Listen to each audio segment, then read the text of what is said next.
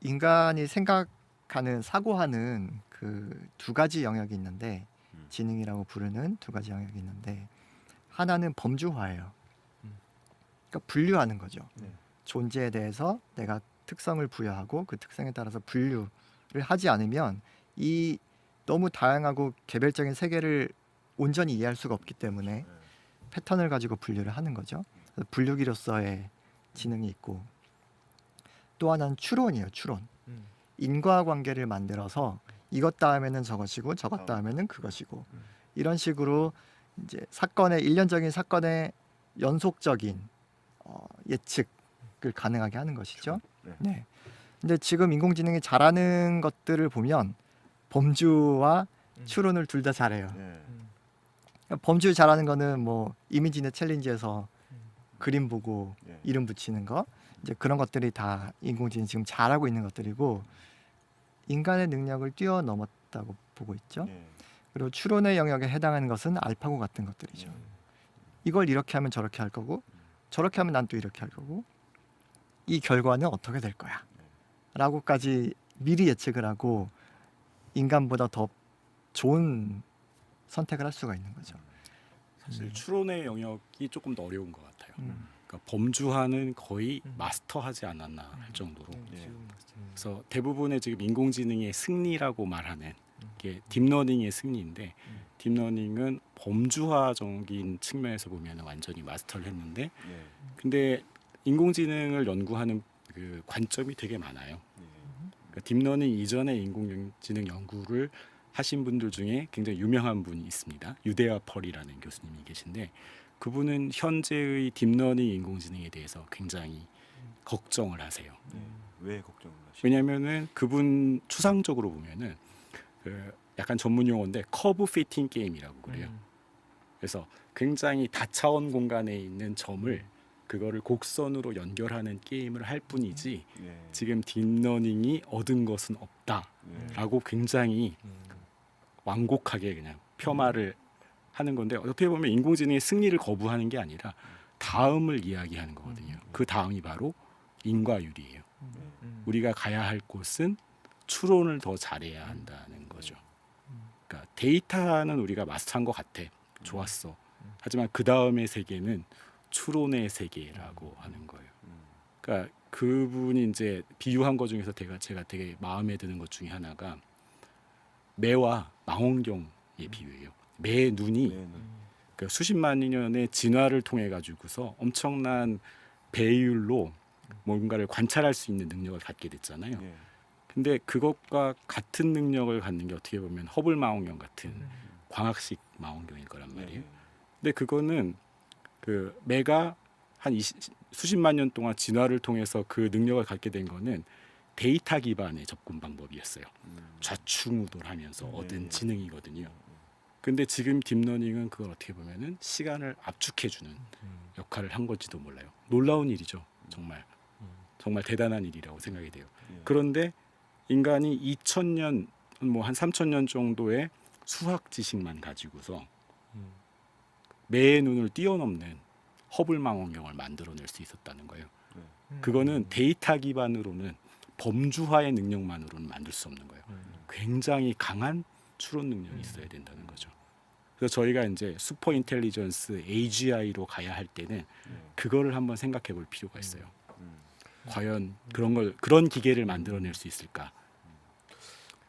아직 멀은 것 같죠, 좀? 이데아처럼 예, 느껴지는데. 저희가 이제 진화가 발생하려면 물리적인 시간이 필요하잖아요. 근데 이제 컴퓨터 안에서 이루어지는 작업들은 그런 것들을 굉장히 빨리 할 수 있는 지금 하드웨어가 구축이 되어 있어서 굉장히 좀 빨리 가능한 것 같아요. 최근에 그 어떤 교수님이 그 코로나 바이러스 치료제 개발에 있어서 어떤 유전자 지도였나요?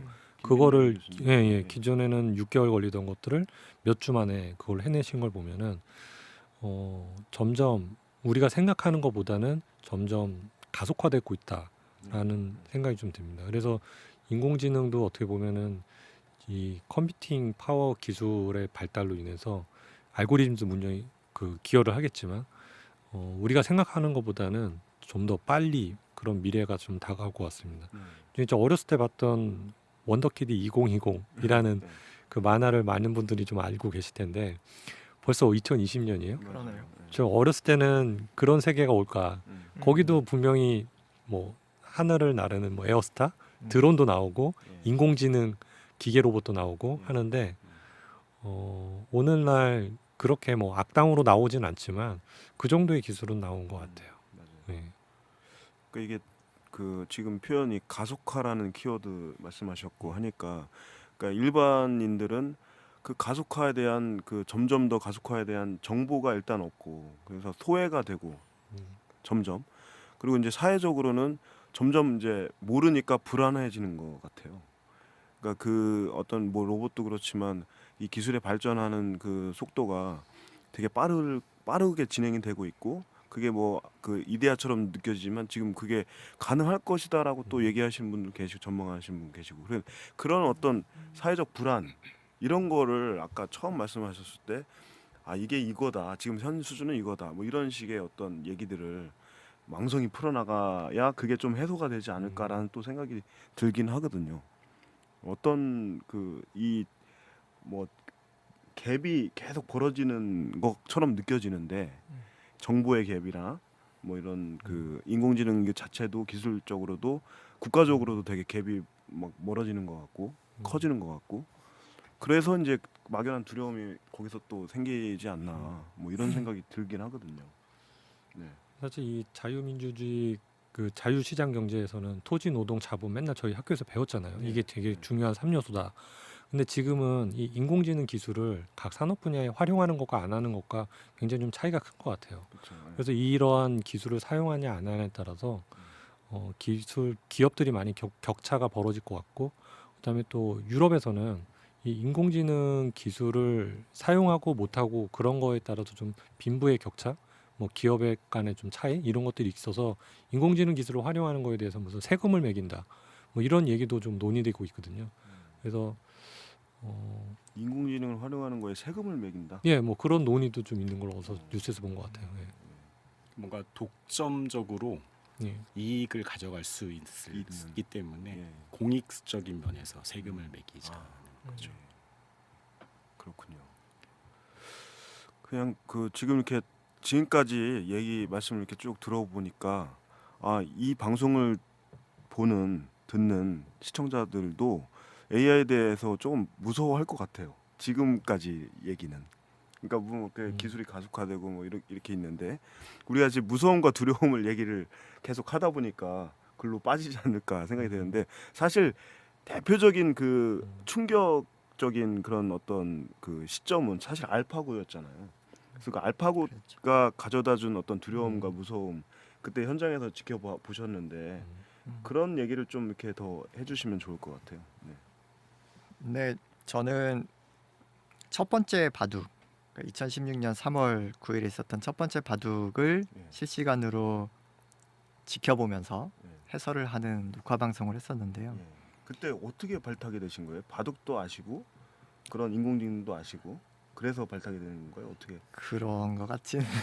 그래요? 제가 이 알파고에 예. 대한 이벤트에 대한 관심이 있어가지고 네. 역시 AI 프렌즈 운영진 중에 한 분이 네. 손 박사님 네. 하고 같이 세미나를 열었어요. 아그 손영성 박사님. 네, 손영삼 박사님하고 세미나를 같이 열었고 그 세미나에 또 많은 분들이 오셨고 그 자료를 또 제가 공개하고 글로 네. 쓰면서 갑자기 알파고에 대한 무슨 예. 인력이 필요할 때 예. 저한테 연락이 오더라고요. 네. 그래서 아무튼 그때 굉장히 소중한 경험을 했는데 아무도 예상을 못했어요. 현장에서. 네. 그래서 방송이 굉장히 늦게 잡혀 있었는데 왜냐하면 실제로 알파고가 이세돌 구단이 이길 거라고 아무도 생각을 안 했기 때문에. 그렇죠. 근데 그런 일이 벌어짐으로써 그러니까 난리가 난 거죠. 난리 났죠. 그래서 방송도 굉장히 당겨가지고 빨리 내보내고 예. 이제 신문도 온갖 신문에 도배를 했죠. 알파고 예. 기사로 장식이 됐는데 예. 그때 두 판을 두고 하루 쉬었어요. 네, 맞아요. 그러니까 하루 쉰 날에 네. 바둑에 대한 얘기를 할 게 없잖아요. 네. 그때 사람들하고 이제 기사 나온 게 뭐냐면 인공지능에 대한 두려움이 엄청나게 막 기사화됐어요. 예. 그때 기사화됐던 헤드라인을 제가 몇 개 네. 가져왔거든요. 기계는 인간을 지배하게 될까? 네. 불확실성에 대한 불안감. 음. 그리고 그런 두려움뿐만 아니라 약간 알파고의 이 대결 자체에 대한 거부 그리고 정신 승리에 네. 뭐냐면 알파고 바둑은 컴퓨터 무한 자원을 활용한 불공정 게임이다. 그런 얘기도 있었죠. 처음부터 질 수밖에 없었던 경기다. 근데 그거를 이틀 전에는 예측을 전혀 못했는데, 그래서 알파고 하는 거 이거 바둑 아니고 구글이 사과해야 된다. 이런 헤드라인 기사들이 뭐 네. 그러니까 랜선으로 훈수꾼이 엄청나게 많이 달라붙어 있다. 그건 사기인 거죠. 예. 그러니까 이런 약간 정말 몰라서 몰라서. 비롯된 오해들이 굉장히 심했었죠. 하루 쉬는 동안에. 네. 그러면서 이제 3국, 4국, 5국 가면서 와 이것은 진짜로 진 것이겠구나. 그때서야 그렇게 상황 판단이 되었던 것 같고요. 네. 정말 놀라운 일주일이었죠. 네. 저는 저도 그거를 생방송으로 많이 봤었는데 주말을 지나가면서 삼국을 이세돌이 이겼잖아요. 그거 보면서 저는 4국을 이겼어요. 사국이 이겼나? 네. 거기서 저는 이세돌이 매트릭스 영화의 니오 같았어요. 영웅인 네, 거기에 이제 허점을 딱 찌르는 그 네. 니오 같았는데 저는 그 알파고 그 이벤트가 그 구글에서 굉장히 잘 그 기획한 그거죠. 네. 근데 이제 그게 우리나라한테는 굉장히 좋은 이벤트였던 것 그럼요. 같아요. 예, 그 뭐 정책 결정자부터 시작해갖고 정말 아무도 모르는 사람 같이 그 이벤트를 모르는 사람이 없잖아요. 그리고 바둑이라고 하면 엄청난 경우수고 그 다음에 지금은 인기가 좀 스들해졌지만 예전에 뭐 7, 80년대에는 그 바둑에 굉장히 열광하고 그랬잖아요. 그래서 바둑은 정말 이거 컴퓨터가 할 수 없는 굉장히 어려운 부분이다. 사람들이 다 자만심을 갖고 있던 부분에 정말 그 심장에 네. 이세돌이 대표로 뛰었지만 거기서 이제 처참하게 패배하는 모습을 보고 아 인공지능이 정말 이제 쓸만한 기술로 무서운 기술로 수준이 도달했구나라는 네. 거를 다들 마음속에 각인시켜준 일이 사건이었던 것 같아요. 저도 그때 당시 그 사건을 보고 기사를 검색을 했어요. 그 기사를 검색했는데 저에게는 알파고보다 더 충격적인 고등학생이 저에게는 있었습니다. 어떤 고등학생이 어떤 그때도 지난번에도 방송했던 그 앤드뉴 교수님의 강의를 보고 그 인도와 차도를 구분하는 알고리즘을 고등학생이 금방 짰다는 거예요. 네. 그래서 저는 기계공학을 전공했기 때문에 그거는 컴퓨터 사이언스 하는 사람들이 하는 일이다. 나는 뭐 약간 한 발 뒤에 물러나 있었는데 이걸 고등학생이 해? 그럼 나도 한번 해볼까? 나도 할 수 있겠는데? 그런 자신감이 생겼어요. 네. 그래서 그거를 이제 공부하기를 시작했거든요. 네. 그래서 아무튼 알파고 사건보다는 저는 그 고등학생의 기사가 저에게는 큰 영향력을 주었습니다. 뭐 네. 모든 분이 아시는 것처럼 알파고 그 이벤트 자체가 사실 큰 대전환 맞긴 하거든요. 사실은 알파고 이후에 알파고 제로에서 커즈 이겼고요. 그 다음에 고 빼고 알파 제로 해가지고 좀 더 유니버셜하게 쓸 수 있게끔 딥마인드 쪽에서 계속 연구를 진행했었습니다. 근데 이제 어느 정도 약간 지금 현재 벽이 좀 부딪혀 있는 걸로 알고 있고, 근데 그것과 동시에 기술은 계속 개발하고 있지만 아까 백동준 박사님 말씀하신 것처럼 일반 사람들이 조금 쉽게 적용할 수 있게 진입장벽이 좀 낮아진 부분들 확실히 있거든요. 그래서 좀 더 많은 사람들이 이전보다는 좀 쓸 수 있게끔 기술의 진입장벽은 좀 낮아져서 친근감은 생겼고, 그거에 또 반대급부로 뭐 거의 이길 수 없을 거라 생각했다 바둑을 이기고 나서는 더 많은 영역, 그 다음엔 아마 그 DNA 염기설 구조 분석하는 쪽 딥마인드 쪽에서 계속 연구를 하고 진행을 하고 있거든요. 네. 네이처 자매지도 기사를 냈고, 좀 더 뎁스 있게 되는 영역과 일반인들이 좀 진입점이 낮은 상태에서 좀 두루 접근할 수 있는 영역, 이렇게 계속 진행하고 있지 않나 생각이 듭니다. 단백질 3차원 구조. 예, 맞습니다. 예, 맞습니다. 네. 단백질 3차원 구조. 그러고 보니까 알파고 그 사건은 저도 연구자인데 저도 사실은 두려운 순간이었었어요. 그러니까 알파고가 두려운 게 아니라 인공지능 연구를 안 하면 안 되겠구나, 도태되겠구나. 그래서 그 순간 물론 그 전에도 인공지능 연구를 하고 있었지만 저는 수학적인 알고리즘을 연구하는 사람이었었어요. 사실은 아까 그 비유로 따지자면은 허블 망원경 만드는데 더 관심이 있었던 거죠. 매의 눈의 진화보다는. 예. 근데 갑자기 그 순간에 알파고 그 순간에 갑자기 데이터의 세계가 너무나 신기한 거예요. 아 이제는 새로운 도구가 생겼구나 인간에게. 이 도구를 공부해 봐야겠다. 그래서 처음으로 데이터에 대해서 흥미가 생기기 시작했어요. 네. 저는 굉장히 그 수학적이고 로지컬한 걸 좋아했었는데 네. 비정형적인 거에 매력에 대해서 되게 빠지게 된 계기가 네. 되었고 아, 아마 그것이 그 어려운 비정형적인 패턴을 인공지능이 범주화를 잘하는 게 아마 지금의 인공지능 붐을 만들어낸 게 아닌가 그렇게 생각해요. 그럼 이 박사님은 알파고 덕분에 네. 그 예술을 하시게 된 건가요? 사실은 제가 그리는 그림은 인공지능만 가지고 그리진 않아요. 예, 예. 그러니까 여러 가지 알고리즘들이 저에게는 다 붓이자 캔버스 같은 도구들이거든요. 예. 또 다른 물감 하나가 생긴 거죠. 네, 좋은 물감. 네, 좋은 물감. 예. 그 지금 아까 영화 얘기도 소재 많이 얘기 나오는데 그냥 가볍게 좀 이제 좀 깊게 들어갔다가 다시 잠깐 가볍게 질문을 드리면 그 영화들 많이 보시잖아요. 근데 영화에 인공지능이 들어간 어떤 소재들이 많이 나오잖아요. 그래서 가장 그 베스트 AI 그리고 가장 무섭고 좀 내가 싫어하는 AI 모델이 있을 것 같은데 그 얘기를 살짝 좀 해보면 좋을 것 같아요. 영화 안 보시나요 혹시? 많이 봅니다. 네. 네. 그 아까 일단 제가 엑스 마키나 엑스 잠깐 마키나. 말씀드렸고요. 모든 시리즈를 다 보지 않았는데 지금 넷플릭스에서 아마 지금 그 시즌 3가 최근에 이제 진행하고 있는 웨스트월드라는 영화가 AI 관련된 웨스트월드요? 얘기를 상당히 좀 음.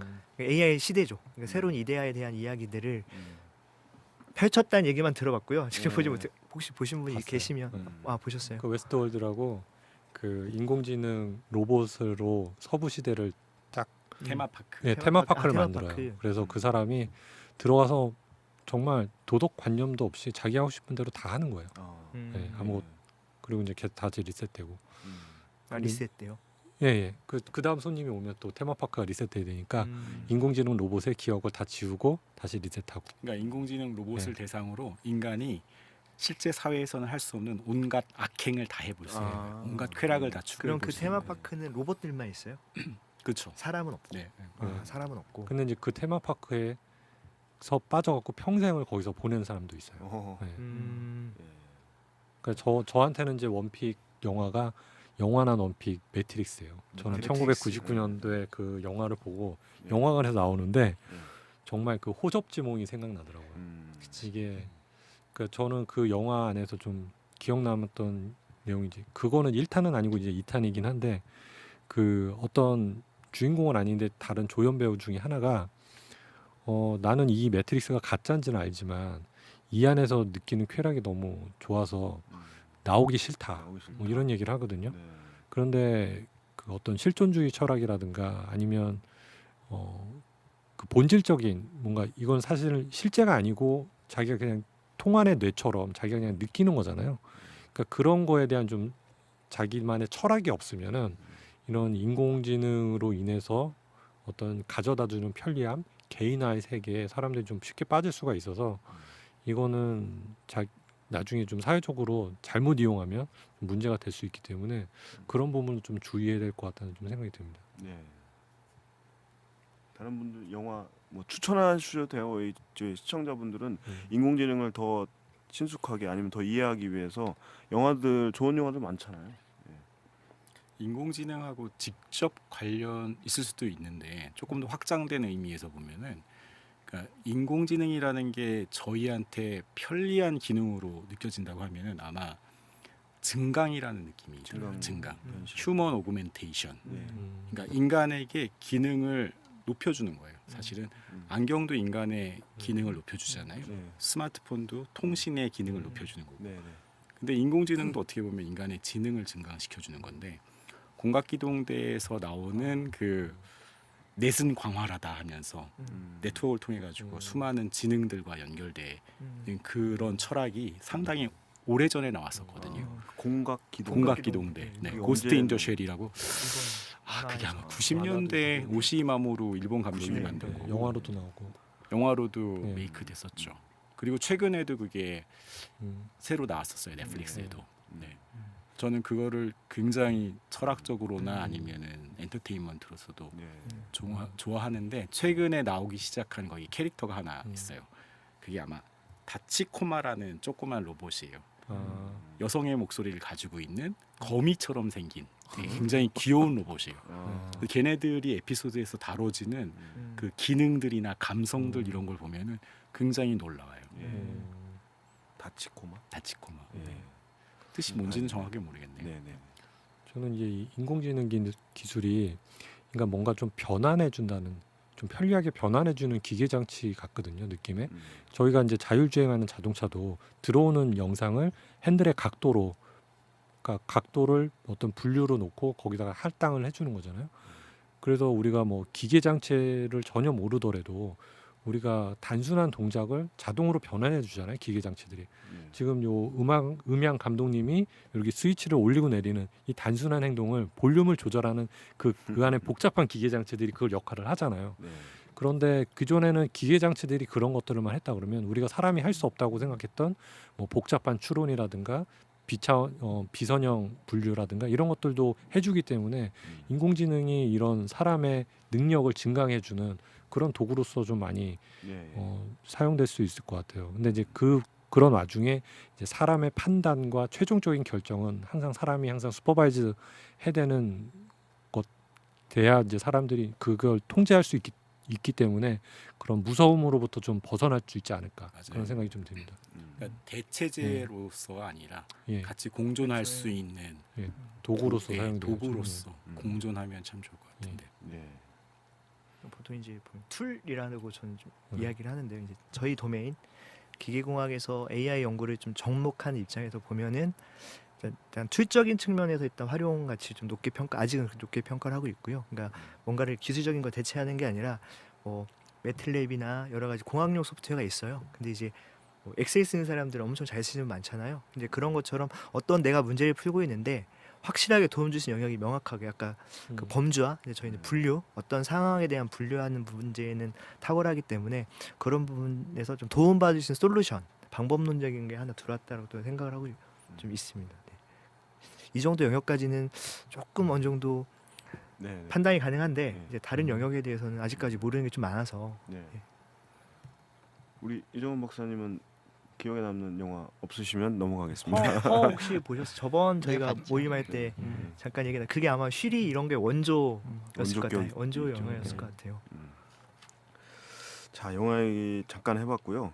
사실은 이제 이 얘기를 하는 두려움과 무서움에 대해서 얘기를 하는 근본적인 그 이유는 우리가 진짜 AI에 대한 그 무지 상태에서 두려워하거나 무서워하는 거를 좀 이렇게 해소하기 위한 어떤 얘기를 하는 거잖아요. 그래서 지금 이제 거의 그 마지막으로 질문을 좀 드리면, 그러면 이렇게 무섭고 두려운 거에 대한 해소 또 이렇게 극복을 어떻게 해야 될까? 뭐 이런 질문이 또 나올 수 있을 것 같아요. 네, 어떻게 해야 될까요? 그래서 기본적으로 이제 그 내가 스스로 그 어떤 아까 문제 정의부터 네. 객관적으로 그 상황에 대해서 내가 좀 올바르게 판단할 수 있는 그런 능력들이 좀 필요할 것 같긴 합니다. 이게 데이터가 상당히 우리가 그 전에 기대하지 못했던 많은 인사이트를 줄 수가 있긴 하지만 또 그걸로 예상하지 못했던 또 오류들을 또 줄 수가 있기 때문에 네. 그런 데이터로부터 얻을 수 있는 어떤 우리 정보 그다음에 그런 어떤 결과들이 정말 그게 옳은 건지 그렇지 않은 건지 예. 그런 부분들이 좀 판단할 수 있는 능력들이 좀 필요하지 않을까 생각이 저는 듭니다. 이 두려움을 극복하는 거는 이제 익숙함의 문제라고 봐요. 예. 그 운전면허 시험장에서 그 자기가 이제 차 위에 올라섰을 때 악셀이 어느 역할을 하고 브레이크가 어느 역할을 하는지 모르는 상태에서는 어느 페달을 밟기도 굉장히 무서워요. 예. 내가 자동차의 원리 그러나 이제 운전이 익숙해지면은 핸들을 어느 각도로 돌렸을 때 내가 바퀴가 몇 도 돌아가는지 전혀 몰라요. 사실 이 안에 기계적인 장치도 전혀 원리도 모르고 그러나 내가 그거를 몇 번 해보고 피드백을 받고 그런 것들이 익숙해지면은 예. 두려움 이런 것들은 사라지고 편리함만 남거든요. 예. 그거를 자기가 인지하지 못하는 상태에서도 우리는 운전을 하게 돼요. 그렇게 앞으로 인공지능이 활용이 될 것 같습니다. 우리가 이 스마트폰을 모르더라도 굉장히 친숙하게 많이 사용하고 있잖아요. 예. 그런 것 같습니다. 저기 예상 질문 네. 리스트 중에서 네. 인공지능의 지배를 받을 것 같냐 그런 네. 질문을 음. 도발적인 질문을 하셔서 네. 참 대답하기 어렵다고 생각을 했어요. 근데 그 비슷한 맥락에서 생각을 해보면은 저희가 자본의 지배를 받고 있다고 얘기할 수 있을까요? 자본주의 시대 어느 정도. 어느 정도는 네. 저희가 스마트폰의 지배를 받는다고 할 수 있을까요? 늘상 스마트폰 보잖아요. 어느 그런 정도. 것처럼 어느 네 정도. 어느 정도는 어떻게 보면 그런 맥락에서 보면은 인공지능이 저희 삶 깊숙이 침투를 해서 인공지능 없이는 못 사는 그런 시대가 올 수도 있어요. 네. 네. 근데 네. 그런 시대가 잘 맞이해야 되는 거예요. 그 시대를 잘 맞이하려면은 저희 공부를 좀 해야 될 것 같아요. 사실은. 공부를 해야 네, 돼. 공부를 해야 알아야 되고 된다. 네, 알아야 되는 거고요. 음. 저는 진짜 그 인공지능의 시대가 온 게 되게 재미있어요. 어떤 정도로 느껴지냐면은 4차 산업혁명이라고 얘기하는 게 진짜로 맞는 것 같아요. 그러니까 새로운 불을 발견한 것 같거든요. 그러니까 불. 뜨거운 불. 아, 불. 네. 그래서 아까 제가 말씀드린 것 중에서 네. 한 번도 인류가 다루지 못한 규모의 데이터를 만들 수 있는 시대가 됐어요. 네. 그게 마치 불 같은 거거든요. 음. 그래서 처음에 사람이 불을 만나서 불을 가지고 고기를 구워 먹어가지고 고기 맛이 너무 좋잖아요. 그 맛에 지금 다들 빠져 있는 건데 네. 불을 아직 정복하지는 못했어요. 음. 손도 디고 꺼트리고 다시 구해오고 싶고 그래서 그런 불을 만나서 마스터하는 과정에 있다고 네. 생각을 하고 있어요. 그래서 당연히 불이 두려운 것처럼 네. 인공지능도 두려울 수 있는 거죠. 많이 접해야 되고 더 연구 많이 해서 정복을 해야죠. 네. 네. 언제쯤 불을 우리가 인간이 어느 정도 지금 정복했다고 보면 네. 인공지능 영역에서는 그런 네, 그러니까 어떤 정복이란 같이 좀 이런 애매하긴 한데 방송에서 사실은 미래 예측은 절대 하면 안 돼요. 몇 년 후에 보기가 두려워. 제가 생방송을 두려워하는 이유입니다. 딱 각인되기 갑자기 때문에. 나오면 실수할 수 있어. 그래서 그럴 때는 뭔가 예측이라기보다는 희망을 말하는 게 좋을 것 같아요. 네. 그러니까 그게 사실 뭐 약간 결론적이가 될 수 있긴 한데 저는 기본적으로 사람이 가지고 있는 선한 동기를 좀 신뢰하는 사람이거든요. 그러니까 이제 여러 약간 악한 사건들, 위험한 사건도 많긴 하지만 기본적으로 사람은 연민 측은지심도 있고 기본적으로 어떤 많은 사람들이 잘 되게끔 바라는 선한 동기가 있다고 좀 보고 있거든요. 착한 마음들이 기본적으로 있다고 생각하고 있는데 그런 기술에 대해서도 이게 할 수 있는 영역이 좀 제한돼 있든 아니면 상당히 넓던 그걸 이용하는 사람들의 선한 의지들이 좀 잘 활용하게 되면 정말 우리 삶 속에서 정말 도움될 수 있는 영역으로 빠질 수가 있는 건데 특정 누군가가 그걸 이제 만약에 선한 동기가 아니라 약간 악한 목적으로 사용한다면 이제 그런 거에 대해서 저희가 냉철하게 분석을 해서 딱 대항할 수 있는 실력들은 네. 키우는 것들 확실히 필요하지 않을까 생각을 하고 있습니다. 그런 거를 반사회적으로 그 오용하는 사례들을 막을 수 있나요? 막을 수는 없죠. 그리고 지금 대응하는 능력을 키워야 사실 된다는 이게 거죠. 사실은 뭐 적절한 예가 될 수 있을지 모르겠지만 페이크 뉴스가 있고 네. 일단 팩트 체크한 뉴스가 상대적으로 나오잖아요. 예. 어느 정도는 그게 한쪽에서 그 운전면허 없는 사람이 막 운전할 수 없게끔 그 단계에 따라서 어떤 필요하면 제도를 만들거나 아니면 기술적으로 그거에서 좀 대항할 수 있는 네. 그런 어떤 논리들을 차곡차곡 쌓아가야 되지 않을까 싶습니다. 한 방에 해결될 것 같지는 않습니다. 네. 좀 교묘하게 그 사진 합성하는 게 있잖아요. 네. 그런데 진짜 같은. 인공지능으로 하면은 정말 진짜 같이 하고 네. 심지어 동영상 같은 경우는 사람들이 위조하기가 굉장히 어렵다고 생각하는데 심지어 동영상까지 이렇게 감쪽같이 위조하는 거 보면은 네. 사람들이 직접 대면하지 않고 이런 디지털 매체를 경유해서 어떤 사안을 바라볼 때 대중이 얼마나 그거를 사실을 분간할 수 있을까? 음. 그게 굉장히 좀 미래에 그런 우려되는 사실 중에 하나예요. 음.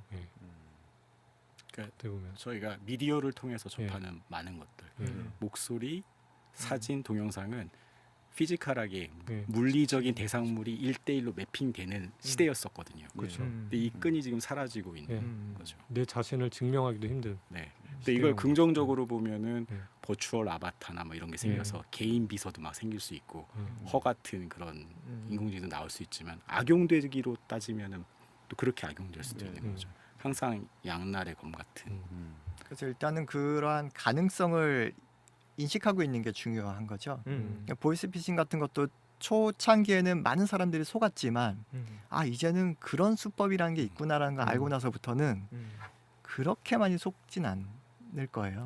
공부해야죠. 그렇죠. 네. 그런 가능성이 있다는 걸 알면 다른 음. 방식으로 다시 한번 크로스 체크를 해야 음. 되는 거죠. 그러니까 저희 목소리가 유튜브를 타고 불특정 다수가 이거를 채취를 할 수가 있단 말이에요. 네. 그걸 가지고 AI를 가지고 보이스피싱에 악용할 수도 있는 거고요. 네. 저희 아버지께 빨리 얘기를 해야겠는데요. 저는 이런 얘기 절대 안 한다고. 그러고 보니까 섬뜩하네요. 그렇죠. 네. 무섭네요. 항상 그 악마의 변호사 시각으로 네. 이런 걸 대비를 해야 될 것 같습니다. 인공지능. 네. 오늘 그 AI가 가져올 미래에 대해서 그 또 얘기를 이제 할 텐데 오늘 무서움과 두려움에 대해서도 집중적으로 좀 얘기를 해봤는데요. 그 저희가 이제 마지막에 대한 그 마지막 그 순서로 다음을 예고를 하기 전에 우리가 이제 소감을 우리가 마지막으로 듣고 우리 이종원 박사님은 안 하신다고 처음에 얘기하셨는데 뭐 처음 하시겠어요? 오늘 그래도 처음 나오셨는데 소감이 어떠신지. 여기가 예. 이렇게 못하면 잘리는 거라면서요. 예. 그렇게 룰을 알아서 정하시더라고요. 너무 잘하셔서 네. 우리 지난번에 앉아 계셨던 유영균 네. 우리 지장님이라고 부르는데 AI 프렌즈 지장님. 지장님. 네. 지장님은 잘리신 게 아니고 예. 너무 바쁘셔가지고 제가 대신 잠깐 나왔고요. 예. 제가 너무 좋아하는 분들이에요. 네. 정말 능력 있으시고 열정 있으신 예. 우리 동료들하고 같이 예. 방송할 수 있어서 예. 즐거웠습니다. 네. 아유 감사합니다. 나와주셔서 감사하고요. 우리 소감을 빨리 얘기하고 다음 예고하죠. 예. 의자 하나 더 넣을 수 없죠. 그거는 저 우리 지장님 오신 예. 김에 저는 계속 오셨으면 저도 좋겠어서 네. 그렇다고 저희 지장님을 보낼 수도 없고 오늘 뭐 저의 제가 소감입니다. 저기 앉죠. 네, 다섯 저의 명. 소감 끝. 예. 예. 우리 최 박사님. 저는 그 주말에 어떤 이벤트가 있었습니다. 그 많은 분들이 보셨을지 모르겠는데 그 토요일 밤에 그 앨런 머스크 스페이스 X에서 예. 그 최초로 민간 우주 비행선을 쐈고요. 예. 그다음에 일요일 날 이제 도킹해가지고 성공했습니다. 그게 옛날에 달이나 우주에 대한 사람들은 막연한 두려움들이 참 있었거든요. 그렇지만 이제 누군가 열정 그리고 많은 사람들의 마음 모임 통해 가지고 그 하나하나가 다 같이 가능성들이 봤기 때문에 네. 모든 사람이 즐거운 마음으로 참여를 했었거든요. 그러니까 저희가 AI 프렌즈라는 어떤 모임 안에서 그런 AI 기술이 더 많은 사람들에게 도움될 수 있도록 계속 고민할 것이고 네. 저희가 9월달에 페스티벌을 준비하고 있는데 네. 그런 것들이 앨런 머스크가 달을 향해서 궁극적으로 이제 지금은 민간 우주를 쐈지만 그런 어떠한 그 큰 계기처럼 저희들이 좀 조그만 역할들을 좀 하면 좋겠다 그런 생각들을 해봤습니다. 그런 열정 그리고 이제 마음 함께 하려고 하는 마음들이 크다라는 것들을 말씀드리고 싶습니다. 마음이 동합니다. 네. 저는 이제 그 동안에 이제 인간관계가 생각해 보면 뭐 그냥 고향 친구, 학교 직장 동료, 어떻게 보면은 조직이라든가 어떤 그룹의 바운더리에서 인간관계가 있었어요.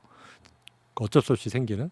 근데 이거는 제가 정말 좋아하는 AI라는 주제를 가지고 이렇게 많은 분들 만나가지고 정말 뭐 알쓸집잡의 대화처럼 네. 되게 재밌게 보내고 있는데 네. 아무튼 뭐 음. 이런 재밌는 경험을 그 덕에 하게 돼서 되게 좋은 것 같습니다. 네. 마지막 방송 같네 이렇게. 마지막 방송처럼 아, 저희가 마지막 이제 방송. 예. 지금 현재 AI 프렌즈 운영진 11분이 계시고요. 예. 근데 이제 AI라는 어떤 공통적인 부분을 모이긴 했지만 각각의 어떤 관심사도 좀 다양하시고 네. 서로가 서로에게 긍정적인 영향들을 계속 주고 있어서 네. 다른 애칭으로도 좀 부르고 있긴 합니다. 네. 되게 좋은 것 같습니다. 이런 그 대덕에 이런 커뮤니티가 있다는 것 자체가 큰 자산인 것 같고요. 자, 오늘 이렇게 여러 좋은 말씀을 들어봤는데 그 시청자분들은 아마 처음부터 끝까지 보신 분은 처음에 검과 그림과 이 책 뭐 이런 아기 수박 이런 거 많이 그 인상에 남으셨을 것 같고 그 내용도 아주 충실해서 뭐 되게 듣기 좋았습니다. 다음은 저희가 이제 오늘은 무서움과 두려움에 대해서 얘기했는데 AI가 주는 어떤 그 아름다움에 대해서 사실 이런 예술에 대한 얘기도 있고 음악에 대한 얘기도 있을 텐데 다음 주제는 AI의 아름다움을 가지고 우리가 좀 소통을 해보도록 하겠습니다. 자 오늘 모두 고생하셨습니다. 박수로 끝내겠습니다. 수고하셨습니다. 수고하셨습니다.